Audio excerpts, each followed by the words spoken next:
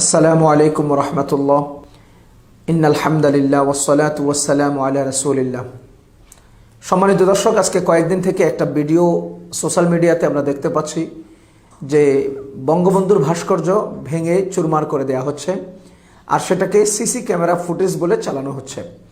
আমি তো স্পষ্টতর বলবো যে ভিডিওটা করেছে বা যারা এই নাটকটা সাজিয়েছে তারা এত পাকা না, এটা খুব কাঁচা।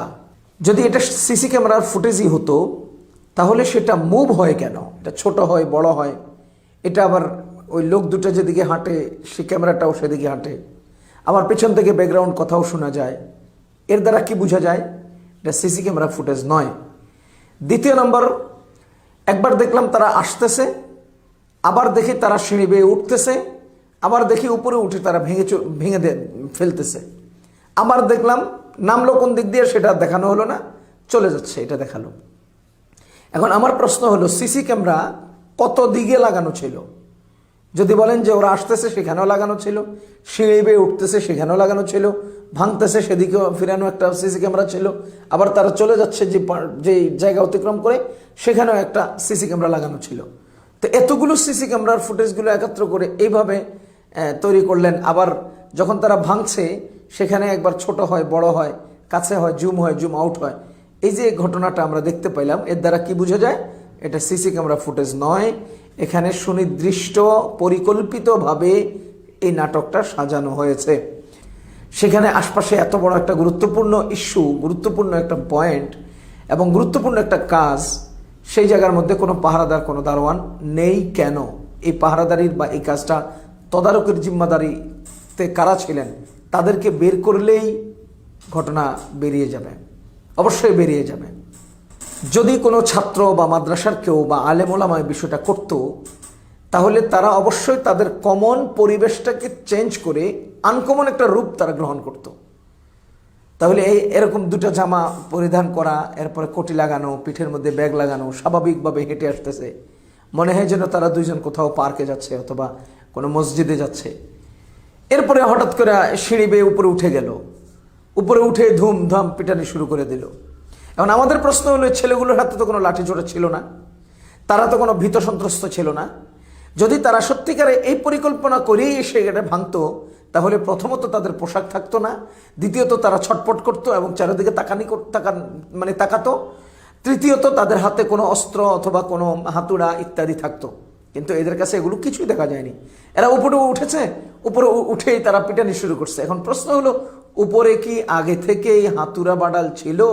এটা ভাঙার মতো ব্যবস্থা ছিল? যদি বলেন ছিল, তাহলে কারা রাখলো? যদি বলেন ছিল না, তাহলে ওরা আনলো না কেন?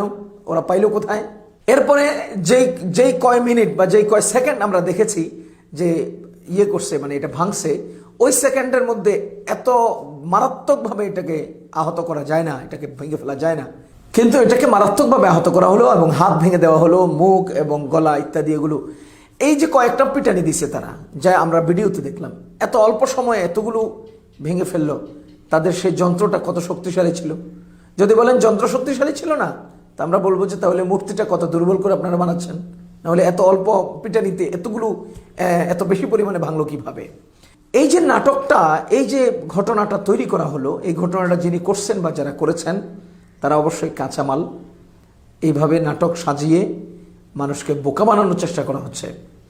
আপনারা যতই চক্রান্ত করুন আর চালাকি করুন, জনগণ কিন্তু তার অনেক বিচক্ষণ। এখন প্রশ্ন হবে, তাহলে এই ভাস্কর্য ভাঙার নাটক তৈরি করতে গেল কেন? এটা করতে হলো কেন? এই জাতীয় নাটক বাংলাদেশে নতুন নয়। একটা ইস্যুকে ঢাকনা দেওয়ার জন্য আরেকটা ইস্যু বাংলাদেশে তৈরি হয়। এখন বাংলাদেশে ভাস্কর্য ইস্যুতে আন্দোলন চলছে। সরকার এবং আমরা সাধারণ ওলামায়ে কেরাম, সাধারণ জনগণ মুখোমুখি অবস্থানে আছে। যদি সরকার জনগণকে বা ওলামায়ে কেরামের নেতৃত্বে যারা আছেন তাদেরকে কুণ্ঠাসা করতে হয় অথবা তাদেরকে ঘরোয়া করতে হয়, তাদের উপরে কোনো দাবাও বা চাপ সৃষ্টি করতে হয়, তো অবশ্যই এই জাতীয় একটা নাটকের দরকার আছে। আর এই নাটকটা যদি ব্রিজ ভেঙে দেন, তাহলে ভাস্কর্য ইস্যুতে নাটক তৈরি হবে না। যদি কারো বিল্ডিং ভেঙে দেন, তো বিষয়টা ভাস্কর্য কেন্দ্রিক থাকবে না। যেহেতু আন্দোলন চলছে, সরকারের সাথে মুখোমুখি অবস্থান ভাস্কর্য নিয়ে, সুতরাং ভাস্কর্যের সাথে একটা নাটক ঘটাতে হবে যাতে করে এটাকে ইস্যু করে ওলামায়ে কেরামকে দমন করা যায়। আচ্ছা, আমার একটা সহজ কথা হলো, আপনারা নাটক করতে হবে কেন? বা ওলামায়ে কেরামের সাথে এই ব্যাপারে এভাবে আপনাদের মুখোমুখি বা মোকাবেলায় আসতে হবে কেন?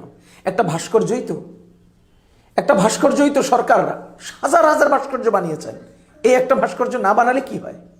এই প্রসঙ্গে যখন নাকি আলোচনায় আসলো, তখন সরকার এবং ওলামায়ে কেরাম বৈঠক করে সারা দেশের পরিস্থিতিকে স্বাভাবিক রাখা, আলেম ওলামার সাথে মোকাবেলে না যাওয়া, অথবা দেশের অবস্থানটাকে আপন জায়গায় বহাল রাখা, এই সবগুলোর চেয়ে কি একটা ভাস্কর্য বেশি দামি হয়ে গেল?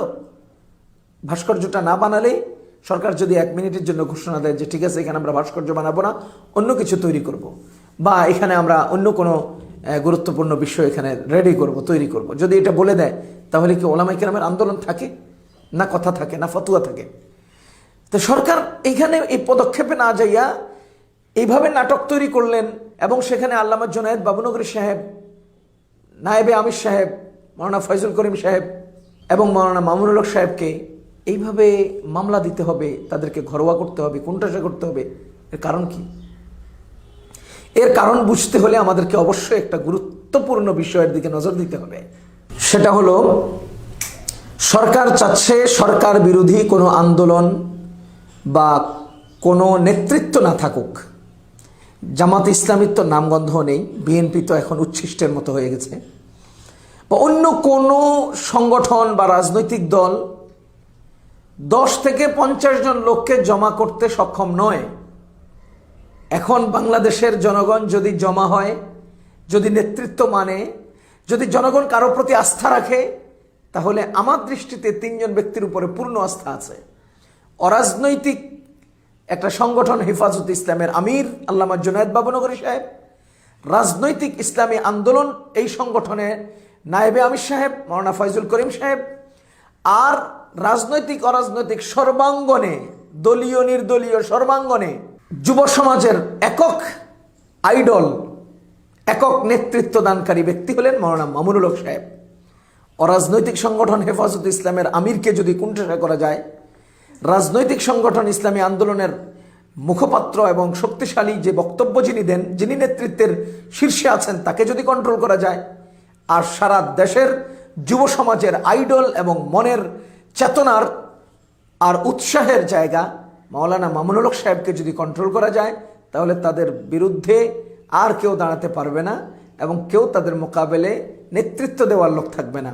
এজন্যই ভাস্কর্য তো একটা নগণ্য ইস্যু।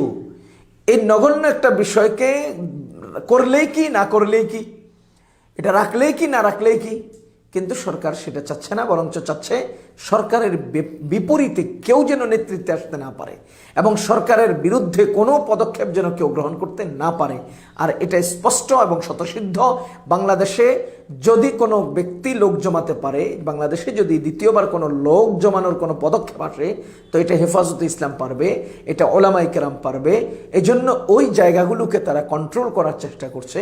আমি আল্লাহর কুদরতের উপর ভরসা করে বলবো যে আমাদের এই ক্ষুদ্র দেশটাকে ইনশাআল্লাহ আল্লাহ তার বৃহৎ হাত দিয়ে হেফাজত করবেন। আমরা দোয়া করি আল্লাহ রাব্বুল আলামিন ওলামায়ে কেরামের জান মালকে হেফাজত করুন, সমস্ত মাদারেস ও মাসাজিদকে আল্লাহ তাআলা হেফাজত করুন, সাধারণ মুসলমানদের জান ও মালকে এবং মাটি ও মানুষকে রক্ষা করুন। আমাদের এই ক্ষুদ্র, আমাদের এই সুন্দর মানচিত্রকে, সুন্দর এই পতাকাকে আল্লাহ হেফাজত করুন। বহিরাগত হালাকুখানদের আগ্রাসন এবং ভিতরগত মির্জাফরদের গাদ্দারি থেকে আল্লাহ তাআলা আমাদের এই সুন্দর দেশটাকে রক্ষা করুন। আমরা আল্লাহ তাআলার কাছে দোয়া করি, আল্লাহ বিশ্ব মানচিত্রে ক্ষুদ্র দেশটাকে আপনি মহান আপনার সেই বৃহৎ হাত দিয়ে কুদরতিভাবে হেফাজত করেন।